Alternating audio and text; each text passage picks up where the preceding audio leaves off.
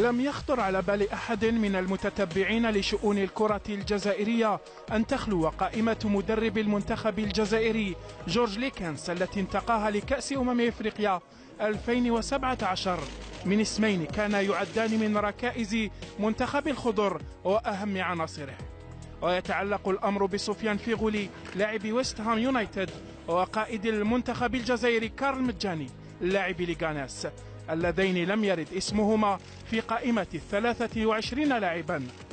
مفاجأة مدوية بالنظر إلى دور اللاعبين داخل غرف ملابس محاربي الصحراء وقربهما من دوائر اتخاذ القرار، لكن عاصفة مباراة الكاميرون وثورة بعض اللاعبين التي أدت إلى رحيل السيربي رايفاتس ثم الهزيمة أمام نيجيريا التي أعقبتها تصريحات فيغولي الانتقادية يبدو أنها نسفت الثقة التي كانت تربط الرجل الأول في كرة القدم الجزائرية محمد روروا وفيغولي بالدرجة الأولى. رياضيا يستند ليكنس في إبعاده لنجم فالنسيا سابقا على قلة مشاركاته مع ناديه ويست هام وتراجع مستواه، وتعارض هذا مع تقبل فيغولي فكرة بقائه احتياطيا خلال كان الجابون، أمر كان سيؤثر على الأجواء داخل المنتخب حسب المختصين، فيما يبقى قرار إبعاد مجاني قابلا لتأويل فني أو عوامل أخرى. قائمة المنتخب الجزائري عرفت عودة لاعب اتحاد الجزائر ربيع مفتاح واستدعاء بن يحيى وبالخيثر لأول مرة، فيما تم تفضيل بنجاح على سعدي وبالفضيل في خط الهجوم. وللحديث عن قائمة الخضر في كان 2017 ينضم إلينا في الأستوديو زميل حفيظ دراجي المعلق بقنوات بين سبورتس. كابتن حفيظ مساء الخير، كل عام وانت بخير. كل سنة وانت طيبة. كابتن حفيظ، الآن هل دفع اللاعبان بالفعل ثمن التصريحات بعد النتائج السلبية نوعا ما المنتخب الجزائري الأخيرة، أم أن ليكنس محق في اختياراته لهذه التشكيلة؟ من حق الإعلاميين أو المتابعين أن يعطوا هذا الانطباع أو يحللوا الأمر بهذا الشكل بأنهم دفعوا الثمن، ولكن لحد الآن ليس هناك شيء رسمي لا من المدرب ولا من الاتحاد بأن اللاعبان أو بعض اللاعبين لم يكونوا ملتزمين في المباراة أمام الكاميرون التي قيل عنها الكثير. الاختيار يجب أن نتحدث عنه من الناحية الفنية بالدرجة الأولى مهما كان الأمر. مجاني لم يعد مجاني تاع مونديال 2014 أو قبل ذلك، لم يعد يلعب كثيرا في نادي ليغاناس. هو كان تقريبا سبب في المشاكل التي حدثت في مباراة نيجيريا، المشاكل الفنية داخل أرضية الميدان، بعض الأخطاء نعم. فغولي لم يعد يلعب كثيرا كذلك في نادي ويست هام، ناقص منافسة. أعتقد بأنه من الناحية الفنية مهما كانت موافقتنا أو لا لقرار المدرب، فإن القرار نسبيا يبدو منطقي، خاصة بالنسبة لمجاني. بالنسبة لفغولي حضوره كقائد كان ممكن، أنا من رأيي كان ممكن يكون في صالح المنتخب حتى ولو لم يلعب كأساسيا، ولكن يبقى فغولي عنده وزن حتى كبير. على مستوى المعنويات، نعم. مستوى قيادة المنتخب، احتضان اللاعبين، نعم. خاصة في تحدي جديد وتحدي يعني ليس بالسهل بالنسبة للمنتخب الجزائري في الكان القادم. أنا من رأيي أعتقد بأن الاستغناء عن فغولي في نهائيات كأس أفريقيا قد يكون غير لائق على الأقل في الوقت الحالي، لأن المنتخب يفتقد اليوم لقائد. لو تلاحظي كل التشكيلة وتحبي تختاري أي قائد ستجدين صعوبة في اختيار قائد الفريق في التشكيلة. ممكن يكون إبراهيمي، ولكن فغولي عنده وزن كبير جدا، ليس فقط من الناحية الفنية ولكن حتى من الناحية المعنوية ومن الناحية الشخصية، لأنه ثبت وجوده لاعب اللي يبكي فوق أرضية الميدان ويبكي في غرف حفظ الملابس ويشجع ويساند زملائه حتى لما لم يكن يلعب أساسيا، بالإضافة إلى أنه لاعب صغير عمره 25 سنة، لا يجب أن ننسى حدامي.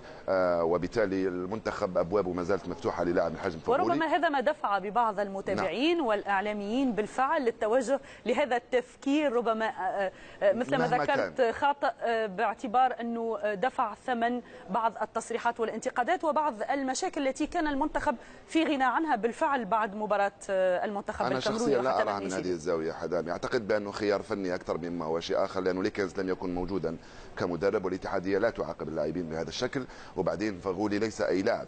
وبالتالي أتصور بأن الأمر فني أكثر مما هو شيء آخر. فغولي لا يلعب كثيرا، مجاني أيضا لا يلعب كثيرا، وبعدين تراجع مستواه كمدافع. عندنا مشكل في الدفاع. قولي لي بأنه فغولي أفضل من بعض اللاعبين الجدد، نقول لك أي نعم ممكن. لذلك أنا من رأيي أن فغولي مثل ما ذكرت حتى على مستوى الخبرة يعني نعم. فقط تواجده نعم. في المنتخب فعلا. في كان 2017 هذا له قيمة كبيرة. الآن في اختيارات المدرب ليكنز برأيك هل بالفعل سيتم تعويض غياب وهذه الثغرة الكبيرة سواء بالنسبة للقائد مجاني أو الفيغولي؟ صعب إيجاد القائد من الناحية المعنوية. من الناحية الفنية أعتقد بأن مجاني يمكن تعويضه بعدد كبير من اللاعبين. فغولي لم يعد يلعب حتى في المنتخب في المباريات الأخيرة، وبالتالي لأنه عندنا زحمة في الأمام وفي وسط الميدان. تعرفي بأن الفريق اللي عنده سوداني وعنده رياض محرز وعنده إسلام سليماني عديد الأسماء الكبيرة نعم. وأيضا الجائزة نعم. على المستوى البدني والنفسي. طالب لا يمكن تعويضهما كذلك، لاعبان متميزان بإمكانهما أن يؤدي نهائيات كأس أفريقيا في المستوى. لكن تعرفي بأنه في هذه المنافسة أنت تحتاجي إلى أرمادة، تحتاجي إلى 23 لاعب، لأنك صحيح. لا تتوقعين ما يحدث. قد يصاب سليماني في أول مباراة، قد يصاب محرز في أول صحيح. مباراة، فأنت مطالبة بأن يكون لديك هذا الكم. شيء الملاحظة على تشكيلة ليكنز أنها كل منصب عنده لاعبين اثنين، يعني لم يترك المجال للصدفة. وبعدين هذه خياراته يجب احترامها، لأنه مدرب موجود للاختيار، واختيار التشكيلة سواء تشكيلة 11 لاعب أو 23 لاعب ليست مطروحة للاستفتاء طبعا.